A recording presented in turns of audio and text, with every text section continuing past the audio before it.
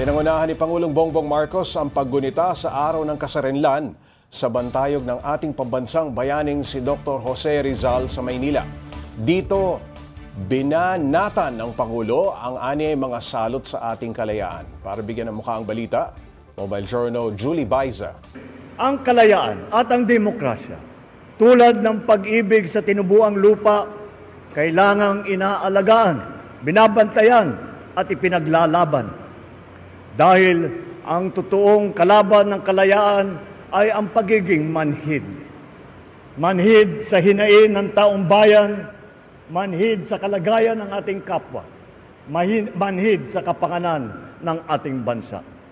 Iyan ang iginiit ni Pangulong Marcos sa ika-127 anibersaryo ng Araw ng Kalayaan sa Quirino Grandstand kaninang umaga. At ang kailangan daw talaga ngayon ng taong bayan, pagkain, maayos na transportasyon at dignidad ng manggagawa, bagay na mga tagapamahalaan sana ang magtitiyak.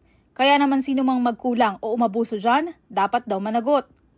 Pananagutan, yan ang sigaw ng sambayanan. Pananagutan natin hindi lang ang mga umaabuso sa tungkulin, maging ang mga nagkukulang sa paglilingkod. Salot din daw sa kalayaan ang paglaganap ng fake news at kasinungalingan. Payo niya, maging mapanuri at labanan ng kasinungalingan. Nakakalungkot din na may ilan din sa ating mga kababayan ay pinipilit ang maling paniniwala para sa interes ng iba at hindi para sa kapakanan ng ating mga kababayan Pilipino. Matapos ang talumpati, sinaksihan ng Pangulo ang Parada ng Kalayaan. Kasama niya sina First Lady Liza Araneta Marcos at Presidential Sons Simon at Vinnie. Tampok ang military parade, historical float at performances ng iba't ibang festival sa bansa. Mobile Journal Julie Baiza po, hatid ang mukha ng balita.